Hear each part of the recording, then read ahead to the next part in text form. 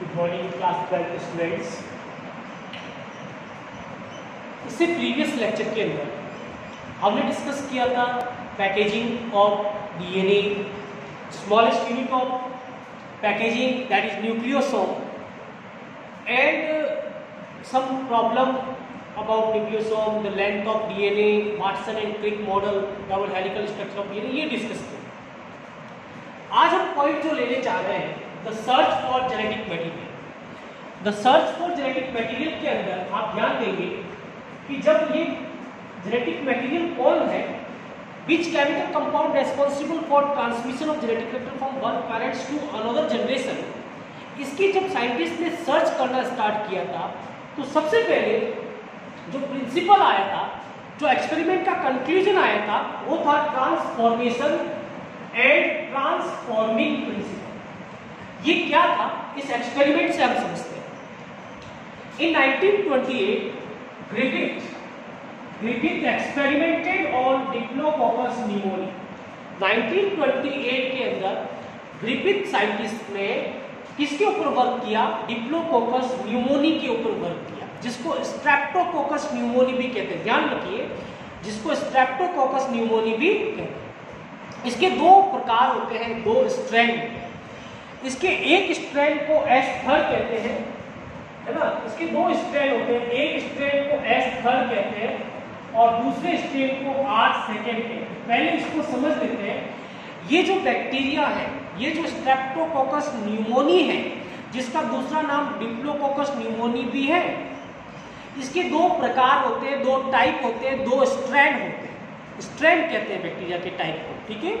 तो एक स्ट्रैंड का नाम है एस-थर और दूसरे स्ट्रैंड का नाम है आर-सेकेंड। यहां तक क्लियर है? एस का मीनिंग है स्मूथ। एस का क्या मीनिंग है? स्मूथ। और आर का क्या मीनिंग है? रफ। एस का मीनिंग है स्मूथ, आर का मीनिंग है रफ।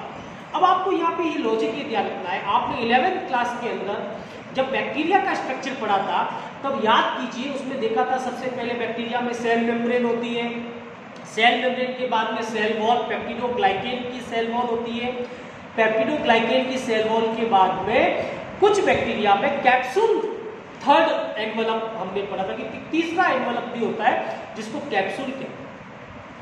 तो कैप्सूल जो होते हैं वो जनरली स्मूथ होते हैं और कैप्सूल के अंदर एंटीजन पाए जाते हैं, some of the protein and some of the carbohydrate. कुछ प्रोटीन और कुछ कार्बोहाइड्रेट पाए जाते हैं, इसलिए उसको पेप्टाइड भी कहते हैं और सैकेराइड भी कहते हैं। तो पेप्टिडोसैकेराइड कंडीशन का बना होता है, लेकिन मोस्टली प्रोटीन एंटीजन होते हैं।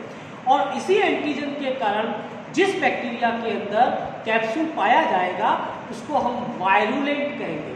जिस बैक्टीरिया के अंदर किसमें पाया जाएगा? स्मूथ के अंदर। सबसे पहले नोट कर लीजिए, स्मूथ बैक्टीरिया के सेल वॉल के बाहर कैप्सूल प्रेजेंट होगा और कैप्सूल होने के कारण वो बीमारी कॉज करेगा, वो डिजीज कॉज करेगा, उसको वायरुलेंट कहेंगे, उसको पैथोजेनिक कहेंगे, ठीक है। Smooth capsulated bacteria having capsule around the cell wall, so it called pathogenic disease causing bacteria and it also called virulent। जबकि जो रफ बैक्टीरिया होगा उसके अंदर कैप्सूल नहीं होगा, और कैप्सूल नहीं होगा तो वो न्यूमोनिया डिजीज नहीं करेगा। नाम से पहचानिए, न्यूमोनी यानी कि वो डिजीज कॉज करता है। न्यूमोनी का मतलब वो डिजीज कॉज करता है। लेकिन यहाँ ध्यान देने वाली बात यह है कि यहाँ पर एस-थर बैक्टीरिया के चारों तरफ कैप्सूल होगा, वो डिजीज कॉज करेगा, वो न्यूमोनिया कॉज करेगा, लेकिन आर-सेकेंड के चारों तरफ कैप्सूल नहीं है, इसलिए वो डिजीज कॉज नहीं करेगा। कैप्सूल होने से डिजीज कॉज किस प्रकार से करते हैं, तो आपको ध्यान रखना चाहिए। Capsulated bacteria having some of the antigenic property in the capsule, some protein is there, these the protein are pathogenic substances, they causes disease in a particular organism। I think आपको क्लियर हो गया कि दो bacteria में से disease कौन cause करता है। अब आते हैं कि ग्रिफिथ ने कैसा एक्सपेरिमेंट किया था। तो ध्यान दीजिए, ग्रिफिथ ने सबसे पहले एस-थर, कौन सा, दो टाइप जो थे, दोनों टाइप में से कौन सा बैक्टीरिया? एस-थर बैक्टीरिया को माइस में इंजेक्ट किया। एस थर्ड बैक्टीरिया को माइस में इंजेक्ट किया, तो माइस में इंजेक्ट करने से क्या हुआ, माइस बिकम्स डाई, माइस मर गया। क्यों? क्योंकि आपको अभी पहले से ही बता दिया था कि एस के अंदर कैप्सूल होता है और कैप्सूल पैथोजेनिक होता है, उसमें प्रोटीन एंटीजन पाए जाते हैं। एस थर्ड के बैक्टीरिया को माइस में इंजेक्ट किया तो माइस मर गया। Second condition, first condition clear हो गई। सेकेंड कंडीशन देखिए, सेकेंड कंडीशन में क्या था, आर सेकेंड दूसरे प्रकार के बैक्टीरिया को, आर सेकेंड बैक्टीरिया को माइस में इंजेक्ट किया, माइस रिमेन अलाइव, वो मरा नहीं। क्यों? क्योंकि आर सेकेंड बैक्टीरिया के चारों तरफ कैप्सूल नहीं है, कैप्सूल नहीं है, वो बीमारी कॉज नहीं करते, वो डिजीज कॉज नहीं करते, वो चूहा जो है वो नहीं मरेगा। Third condition, S third bacteria को ही लिया है लेकिन हीटेड लिया। कौन सा लिया है? हीटेड। हीटेड का मतलब एस थर्ड बैक्टीरिया को आपने पहले बॉइल किया है, तो एस थर्ड बैक्टीरिया के जो स्ट्रक्चर था वो ब्रेक डाउन हो गया, उसके टुकड़े टुकड़े हो गए, वो पीसेस में कन्वर्ट हो गया, तो अब उसके अंदर वो एंटीजेनिक प्रॉपर्टी नहीं रहेगी, और एंटीजेनिक प्रॉपर्टी नहीं हुई तो चूहा मरा नहीं, चूहा लाइव। एस थर्ड से चूहा मर जाता है, लेकिन हीटेड एस थर्ड से माइस जो है वो बिल्कुल नहीं मरा, क्योंकि एस थर्ड की antigenic property becomes losses while boiling the S third. Okay, इसलिए नहीं। चलो, अब while observing the second and the third step of this experiment, in the second step the mice becomes live, in third step the mice becomes live। दोनों step के अंदर माइस live है, नहीं मरे, तो सेकेंड एंड थर्ड का combination लिया गया fourth experiment. Heated S third को भी लिया गया और उसके अलावा 8 सेकेंड को भी लिया गया, दोनों को मिक्स कर दिया गया, दोनों को मिक्स कर दिया गया, हीटेड एस थर्ड और 8 सेकेंड दोनों को मिक्स कर दिया गया, और फिर माइस में इंजेक्ट किया तो क्या देखा, माइस मर गया। तो एकदम से साइंटिस्ट के माइंड में क्लिक हुआ कि जब हम अकेले सिंगल 8 सेकेंड को इंजेक्ट करते हैं तो माइस नहीं मरता, माइस लाइव है।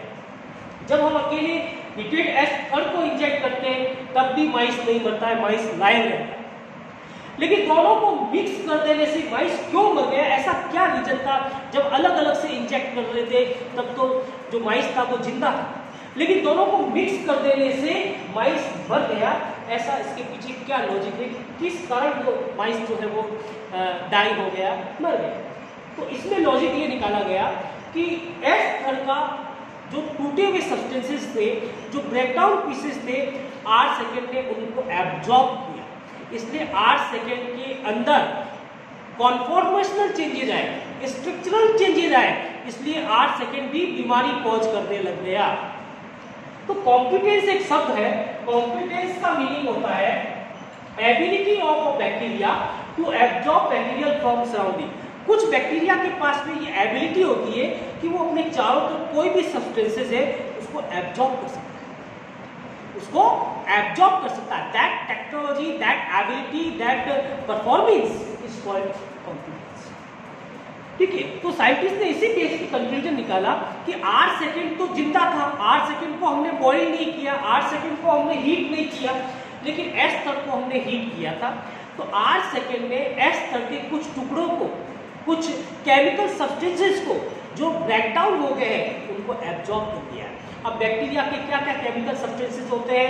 बैक्टीरिया के पास में या तो जेनेटिक मटेरियल न्यूक्लिक एसिड होता है, डीएनए या फिर आरएनए, या उसके चारों तरफ सर प्रोटीन होता है ना, उसकी सेल वॉल होती है तो प्रोटीन और कार्बोहाइड्रेट होता है। तो हम कह सकते हैं कि बैक्टीरिया के पास में 3 केमिकल सब्सटेंस हो गए, एक प्रोटीन हो गया, एक कार्बोहाइड्रेट हो गया, और एक अपन हम डीएनए या आरएनए ले सकते हैं। बस यही कंपाउंड होते हैं, और इन कंपाउंड में से कोई ना कोई कंपाउंड को एब्जॉर्ब किया था, जिसके कारण 8 सेकेंड एस थर्ड में बदल गया।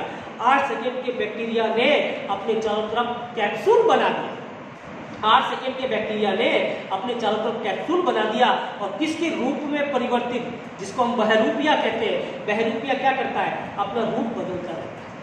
उसी प्रकार 8 सेकेंड ने भी अपना रूप बदल लिया, अपना ट्रांसफॉर्म, स्ट्रक्चर को ट्रांसफॉर्म कर लिया, और किसमें कन्वर्ट हो गया? एस थर्ड में कन्वर्ट हो गया, और एस थर्ड में कन्वर्ट होने से कैप्सूल बन गया, कैप्सूल बनने से डिजीज होने लगी, डिजीज होने से चूहा मर गया। So clear?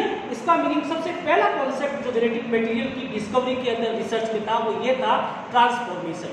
और transformation means changing the structure while observing some of the chemical substances present in surrounding is called transformation. Okay, इसको हम क्या कहेंगे, इसको हम ट्रांसफॉर्मेशन कहेंगे। स्ट्रक्चर का चेंज होना, रूप का चेंज होना। 8 सेकेंड एस थर्ड में चेंज हो गया क्योंकि 8 सेकेंड में हीटेड एस थर्ड के कुछ केमिकल कंपाउंड को एब्जॉर्ब कर लिया और इससे उसका स्ट्रक्चर चेंज हो गया। लेकिन अभी भी क्या एब्जॉर्ब किया था, ये कंक्लूजन ग्रिफिथ ने नहीं दिया। उसने प्रोटीन को एब्जॉर्ब किया या न्यूक्लिक एसिड को एब्जॉर्ब किया या कार्बोहाइड्रेट, किसको एब्जॉर्ब किया, Griffith unable to conclude that content, but Griffith just state that some chemical substances absorbed by bacteria that is responsible for the changing the R second structure into ester, that is called transformation। I think आपको clear हो गया होगा। तो Griffith ने transformation principal दिया था, listen carefully. Griffith ने transformation principal दिया था, लेकिन ये बता नहीं सका कि क्या एब्जॉर्ब किया था, which chemical substance is absorb by the R second, ये कंक्लूजन नहीं दे पाए। ये कंक्लूजन नेक्स्ट साइंटिस्ट ने दिया था, वो हम डिस्कस कर रहे थे। सो ग्रिफिथ, जैसा कि पहले डिस्कस किया अभी कि ग्रिफिथ ने ये बता दिया कि ट्रांसफॉर्मेशन हो रहा है। R second bacteria heat killed S third से कुछ सब्सटेंस एब्जॉर्ब कर रहा है और खुद एस थर्ड में बदल गया है, जिससे डिजीज कॉज किया, माइस की डेथ हो गई, ट्रांसफॉर्म हो गया उसके स्ट्रक्चर में। लेकिन क्यों हुआ, किस सब्सटेंस, एस थर्ड के कौन से सब्सटेंस को एब्जॉर्ब करने से हुआ, ये नहीं बता पाया। ये किसने बताया था, 3 अलग अलग साइंटिस्ट ने, Avery, McCarty and MacLeod in 1944। they gave evidence of transforming material, यानी कि उन्होंने एविडेंस दिया, एक्सपेरिमेंटली प्रूव किया कि डीएनए, प्रोटीन या आरएनए में से कौन मटेरियल के एब्जॉर्ब करने से एस आर सेकेंड है वो एस थर्ड में कन्वर्ट हो गया। सो पहले उन्होंने क्या किया, एक टेस्ट ट्यूब के अंदर आर सेकेंड भी लिया और हीटेड एस थर्ड भी लिया। टेस्ट ट्यूब के अंदर आर सेकेंड भी लिया और हीटेड एस थर्ड भी लिया और उसके अंदर पैक्टिनेज मिला दिया। अगर सेल वॉल के अंदर पैक्टिन प्रेजेंट है, मान लीजिए पैक्टिनेज मिला दिया, तो उन्होंने देखा कि आर सेकेंड, कुछ समय बाद में टेस्ट ट्यूब के अंदर आर सेकेंड कुछ बैक्टीरिया मिल रहे हैं और एस थर्ड भी मिल रहे हैं, यानी कि ट्रांसफॉर्मेशन हुआ है। क्योंकि R second heated S third नहीं, लिविंग एस थर्ड मिल रहे हैं। या तो केवल उसके पीसेस थे, या तो उसके केवल पीसेस थे, लेकिन यहाँ 8 सेकेंड, कुछ 8 सेकेंड, मान लीजिए यहाँ पे 10 8 सेकेंड लिए थे, मान लीजिए सपोज एक मैथमेटिकली केमिकल ले लेते, मैथमेटिकली फॉर्म में समझ लेते हैं। तो यहाँ पे 2 8 सेकेंड रहे और 8 किसमें कन्वर्ट हो गए, एस थर्ड। इसका मतलब 8 सेकेंड एस थर्ड में कन्वर्ट हो रहा है, ट्रांसफॉर्मेशन हो रहा है पैक्टिनेज यूज करने के बावजूद भी। इसका मतलब पैक्टिनेज, पैक्टिन, कार्बोहाइड्रेट जो भी अंदर प्रेजेंट है, carbohydrate is not responsible for transformation. अगर होता, क्योंकि पैक्टिनेज कार्बोहाइड्रेट को डाइजेस्ट कर रहा है और कार्बोहाइड्रेट को डाइजेस्ट करने के बावजूद भी ट्रांसफॉर्मेशन हो रहा है, यानी कि कार्बोहाइड्रेट पैक्टिनेज ट्रांसफॉर्मेशन के लिए रेस्पॉन्सिबल नहीं है। सेकेंड पीरियड में उन्होंने प्रोटीएज दिया। सेकेंड एक्सपेरिमेंट में सेम चीज किया, आर सेकेंड और हीटेड एस थर्ड को यूज किया टेस्ट ट्यूब में, और कौन सा एंजाइम यूज किया इस बार, पहली बार में पैक्टिनेज एंजाइम यूज किया था, अब इस बार में कौन सा एंजाइम यूज किया, protease. Now while using the protease they observe the R second convert into S third, transformation occurs, transformation हो रहा है। ट्रांसफॉर्मेशन प्रोटीएज की यूज करने के बावजूद भी टेस्ट ट्यूब के अंदर प्रोटीएज हमने डाल दिया ताकि वो प्रोटीन को डाइजेस्ट कर सके, और प्रोटीन को डाइजेस्ट करने के बावजूद भी ट्रांसफॉर्मेशन हो रहा है। इसका मतलब protein is not responsible for transformation. Okay, now in third experiment they using what, RNAs, they using RNA again enzyme which helps in responsible of what, responsible of digesting of RNA। अब RNA जो है वो RNA को digest कर रहे हैं, तो इसके बावजूद भी ट्रांसफॉर्मेशन हो रहा है, यानी कि some of the 8 second bacteria is convert into S third. कुछ 8 सेकेंड बैक्टीरिया जो है वो एस थर्ड में कन्वर्ट हो गए, कुछ 8 सेकेंड बैक्टीरिया एस थर्ड में कन्वर्ट हो रहे हैं। इट मींस आरएनए जो आरएनए एंजाइम जो आरएनए को डाइजेस्ट कर रहा है, उसके बावजूद भी ये ट्रांसफॉर्मेशन हो रहा है। It means RNA is not responsible for what, not responsible for transformation. Fourth category के अंदर उन्होंने क्या यूज किया, DNA. Now they using another enzyme, the name is DNA, DNA digestive enzyme. DNA किसको डाइजेस्ट करता है, डीएनए को digest करता है। जब डीएनए को यूज किया तो उन्होंने देखा there is no transformation in test tube, all bacteria are belonging to which category, R second. सारे के सारे बैक्टीरिया आर सेकेंड थे, उनमें किसी प्रकार का स्ट्रक्चरल ट्रांसफॉर्मेशन नहीं हुआ, R second bacteria S third में कन्वर्ट नहीं हुआ। इसका मीनिंग है कि डीएनए एंजाइम ने डीएनए को डाइजेस्ट कर दिया। जो S third heat killed S bacteria जो था, जिसके टुकड़े टुकड़े हो चुके थे हीट किल करने पर, उसके अंदर प्रोटीन भी था, उसके अंदर कार्बोहाइड्रेट भी हो सकता है, उसके अंदर आरएनए के टुकड़े भी हो सकते हैं और डीएनए के भी टुकड़े हो सकते हैं। लेकिन जब डीएनए को यूज किया गया तो डीएनए के टुकड़े को फिर से कंप्लीटली डाइजेस्ट कर दिया गया। कंप्लीटली डाइजेस्ट करने से R second unable to absorb the DNA को एब्जॉर्ब नहीं कर सका, और डीएनए को एब्जॉर्ब नहीं कर सका तो अपने स्ट्रक्चर में बदलाव नहीं ला सका, ट्रांसफॉर्मेशन नहीं हुआ। इससे ये प्रूव होता है कि which chemical substance absorbed by R second to change its structure, the answer is DNA. Now it proved that DNA is genetic material. ये प्रूव किया गया कि डीएनए क्या है, DNA DNA is transforming material. यही बताने जा रहा हूं। इन साइंटिस्ट ने ये प्रूव किया कि डीएनए के कारण आर सेकेंड का स्ट्रक्चर एस थर्ड में चेंज हो रहा है, ट्रांसफॉर्मेशन हो रहा है, यानी कि डीएनए ट्रांसफॉर्मिंग मटेरियल है। जेनेटिक मटेरियल की बात अभी तक नहीं आई है, वो अगले एक्सपेरिमेंट में आएगी, जो अगले वीडियो लेक्चर के अंदर हम डिस्कस करेंगे कि डीएनए जेनेटिक मटेरियल किस साइंटिस्ट ने प्रूव किया। अभी आप दो टॉपिक हम डिस्कस किए, दोनों टॉपिक को एनसीईआरटी से पढ़िए और दोनों टॉपिक के क्वेश्चन अलग अलग आते हैं, और दो में से एक क्वेश्चन आपके बोर्ड में हर साल अगर आता है what is transformation, who discovered transformation, then Griffith के एक्सपेरिमेंट को बताना है। और अगर आता है explain the experiment of the evidence of the transforming material, तो फिर आपको ये एवरी मैकलियोड और मैकार्टी को बताना है, क्योंकि इन्होंने ही बताया था कि ट्रांसफॉर्मिंग मटेरियल कौन है, transforming material DNA. So student, I hope you understand the topic. So इसको नोट कर लीजिए, नोट करने के बाद में आप क्लास में अपने नोट्स बनाइए, अपने होमवर्क के अंदर क्वेश्चंस एनसीईआरटी के क्वेश्चंस को सॉल्व कीजिए। किसी भी तरह की प्रॉब्लम है तो गूगल मीट के अंदर कमेंट सेक्शन में जाके आप मुझे प्रॉब्लम पूछ सकते हैं, मैं आपके कमेंट का जल्दी से जल्दी जो है उसका सॉल्यूशन भेजूंगा। और इसके अलावा बीच बीच में हम URL लिंक भी भेजेंगे गूगल मीट से, ताकि हम एक वीडियो कॉन्फ्रेंसिंग से आपके जितने भी डाउट्स हैं वो डाउट सॉल्व करेंगे। So good day to all, good day.